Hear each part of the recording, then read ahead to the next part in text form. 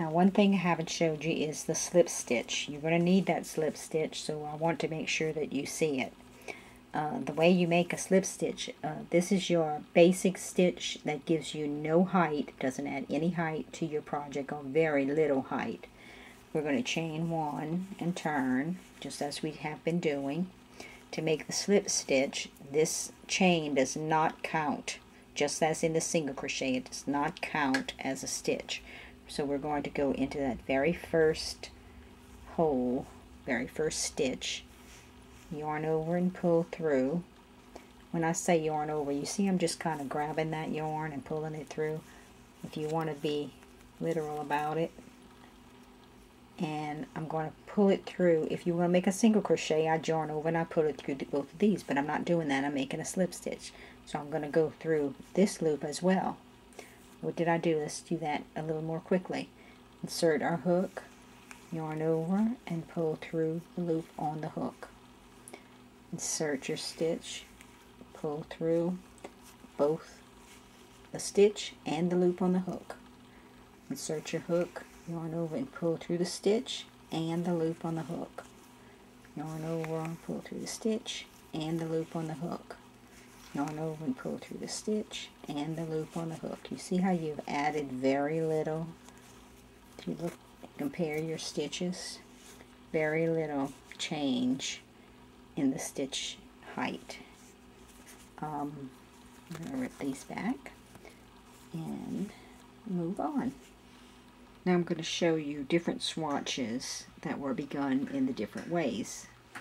This one is the one we just made, where we started our foundation chain working in that back loop. See what the top looks like, the bottom rather, looks like in the top.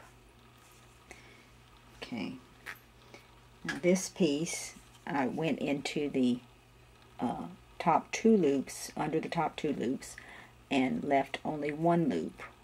And this is what that looks like. See your bottom, it's very different. The back side is, you have a definite back and front to that. Then in this piece, I went into the top only, leaving two loops underneath. Kind of stretching them out to show you. Went into it under the top loop. This here would be the back loop. So you have your 1, 2, and then the loop that we went under. And you see that how that looks different.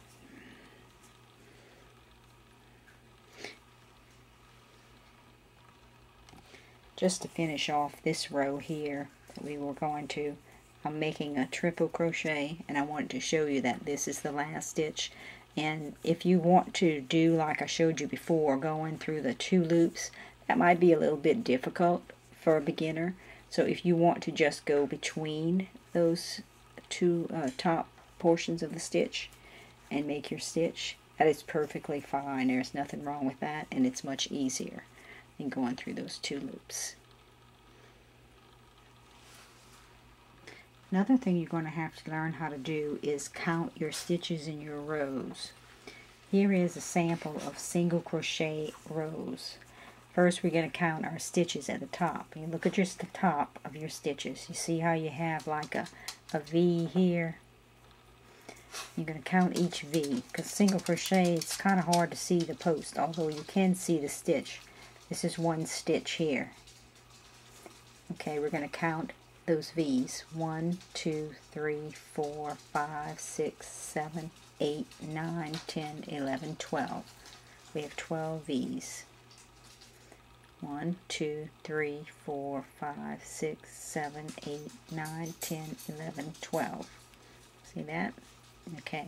Now when we go to count our rows with the single crochet, the stitches are so small, and since I'm using an H hook, you might have a difficult time.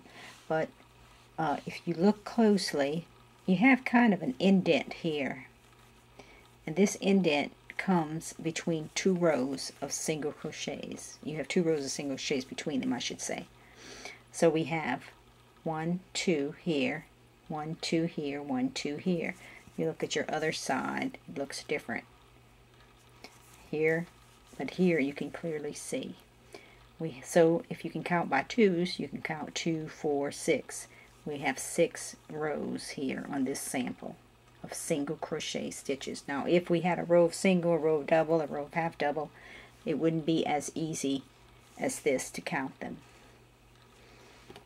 Another thing I might mention is when you're making single crochets, you notice we had 12. That means that our foundation chain was 13, because you will always have one less single crochet than the number of chains that you used on your foundation chain. That's because you go into the second chain from hook, remember?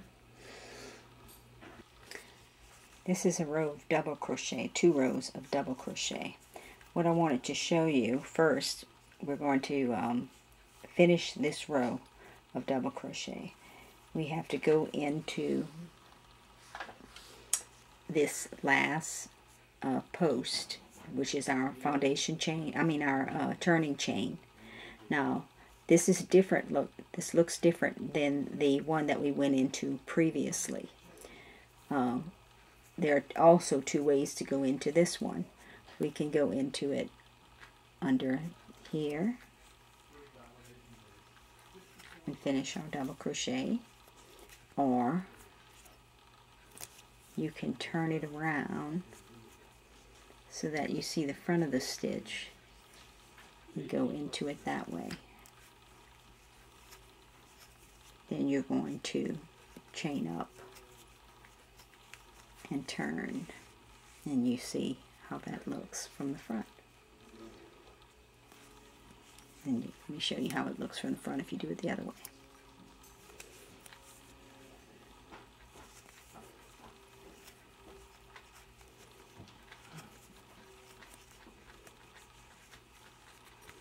And when you turn, this is what it looks like.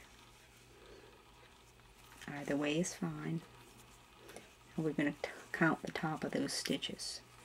Or you can count the posts, since the double crochet post is long enough for you to count. Remember that this chain, turning chain, counts as a stitch. 1, 2, 3, 4, 5, 6, 7, 8, 9, 10, 11, 12. So we have 12 stitches, and you can clearly see the post from the first stitch, first row, and the second row. So you have 2 rows of double crochet here.